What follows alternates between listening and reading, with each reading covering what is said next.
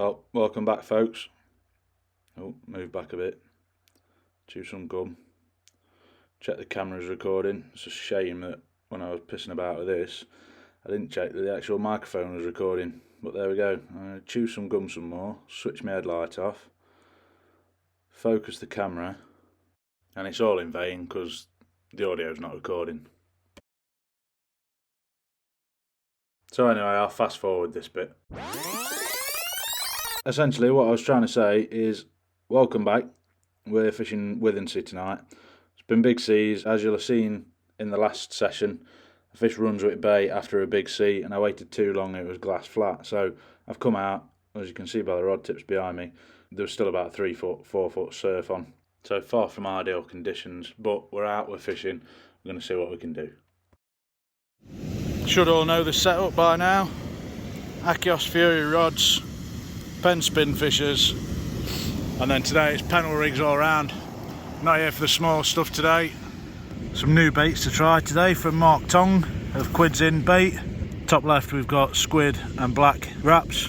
This one is black and mussel wraps. Up here we've got carp, blacks and mussel wraps, and then down here we've got some new carp bombs that he's made up that we're trialling out. So I'll drop a link to Mark's page on Facebook in the comments. If you're coming over this way, I recommend you look him up. He's always got good quality baiting, and he does it at a decent price as well, to be fair. Bring you down here and show you what we're fishing into, if you can hear me.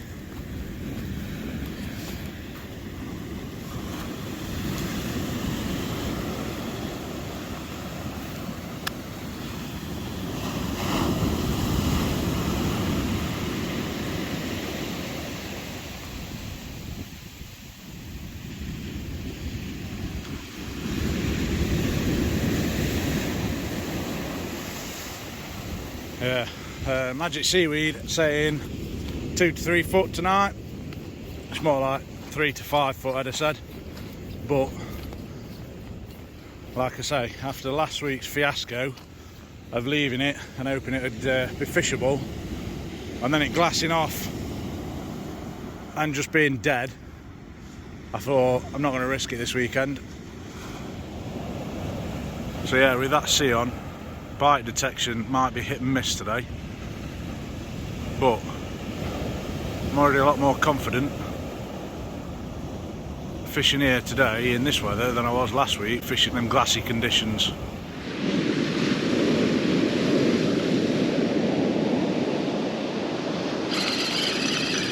Yeah, fish on.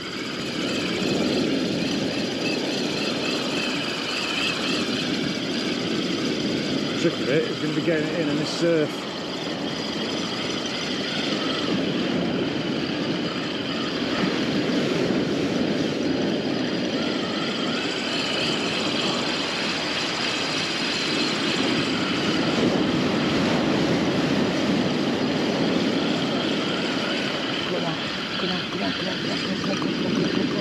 There it is.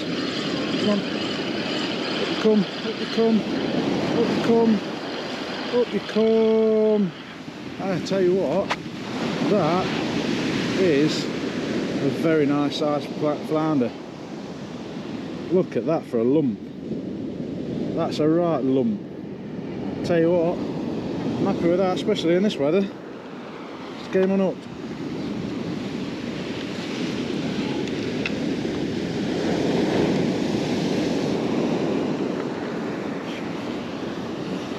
Look how well up that is. I mean, I don't mean to blow my own trumpet, but I mean, I'd like to see you do better. Well, once again, no audio on this clip, but just another quick look at that flounder. Decent size, I was happy with that. Sent him off back, fight another day. Eating again, obviously. Now a mate of mine said that these are a contender to beat the cheesy jalapeno ones, but they are going to have to go some, if you ask me. I can't see it happening. I am debating why I bought these, to be honest, because I've gone pretty hard on the jalapenos the last couple of days, and I'm sat here, my stomach's finally caught up, and yeah, I'm sat here feeling like any minute I could erupt like Mount Etna. So this could be a bad decision, but when people are claiming that these could be cheesy jalapeno, you've got to give them a go.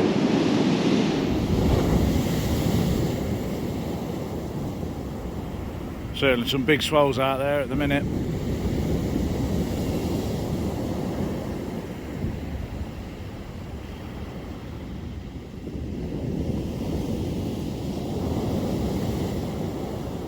Does seem to be calming down a little. You just get the odd big set rolling like that. I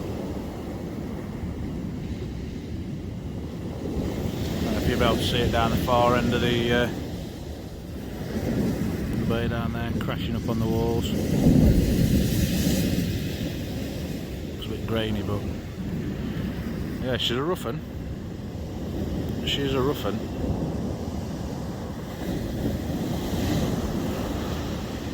But, like I keep saying, you've got to be in it to win it.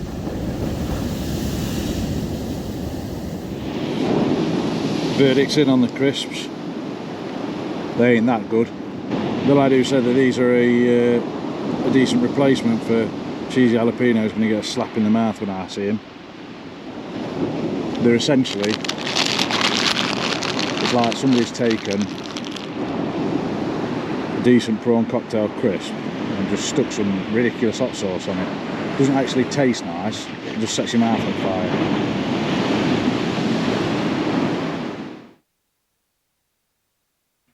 Again, wondering how I could take. Can't figure out which side to stand on. Yeah, no, yeah, a bit closer. Oh, let me just make sure it's recording. Is it recording? I can't see if it's recording. Yeah, yeah, it's recording. But again, the audio's not on. So when I start talking, can't hear a thing. Pointless, completely pointless. Anyway, I think what I said here is, essentially, sea's dead rough, rod tips are bouncing around like a hooker on payday, impossible to tell a bite from the waves. So I'm going to fish for another hour and then head on to the river, because tide's an hour behind on the river, so you can just about catch it up and fish a couple hours down. Waves. Well, in case the lack of crashing waves doesn't give it away, we've moved spots, and I'm on the river now. So let's make sure that this is actually recording. Yeah, yeah, it's just gone 10:30, so it's just gone high water on the river.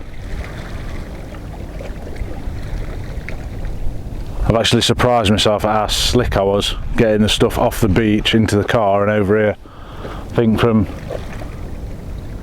reeling the first rod in to being in the car to the 25-minute drive over here and then being set up again, all in all, including the walk down onto this bit, all in all it was about 45 minutes.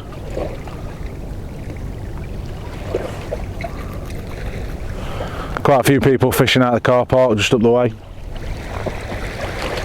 Every one of them saying that they've not had much luck. Which doesn't bode well, but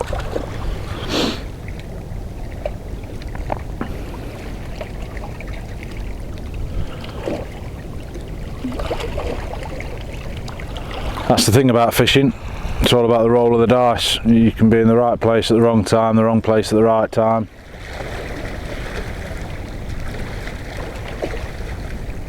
Another 10 minutes on the beach and I might have caught that double figure cod.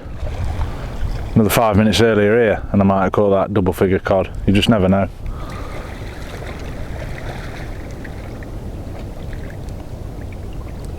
It's a lovely, peaceful, quiet evening though.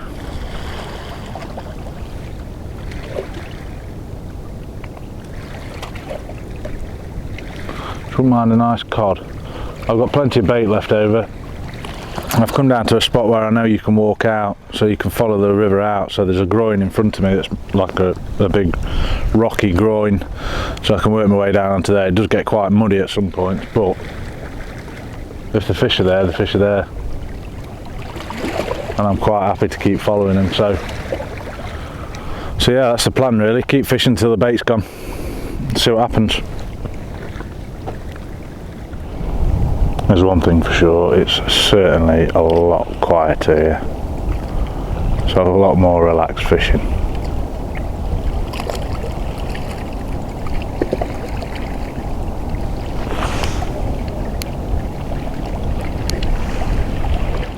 Well, it's 2 AM, fished 4 hours down, not a bite. Weed was a pain in the arse. I lost a tip light, so if anybody's got any recommendations for decent tip lights, because I'm fed up of buying them at £6 a piece now. What else is there to say? Yeah, that's about it. Falling out of love really with the holderness. I think the next trip needs to be somewhere a bit different, maybe the Bristol Channel. That's a good shout. Like I said before, I might fish the European Open. I'm going to get back over to Anglesey a lot as well this summer. So I want to start putting the groundwork in over there, figuring out spots, getting a few spots earmarked for summer. Excited to see what we can do over there this year. Sorry it's been another slow session, but I guess the one thing I will say is if you sat at home, you can't fish for whatever reason, whether it's health, whether it's cost, whether it's whatever, and you sat watching some of the groups like I do, it's not all red letter days. Yeah, I've seen some double figure cod coming out off the coast this week. None for me. So just remember, for every post that there's, you know, somebody's catching good fish and enjoying the fishing, there's probably half a dozen idiots like me running around doing 200-mile round trips for a flounder. It's just the way fishing goes, and I don't think I'd enjoy it as much if it wasn't such a challenge. Anyway, that's enough ramble from me. Until next time guys, take care of yourselves and tight lines.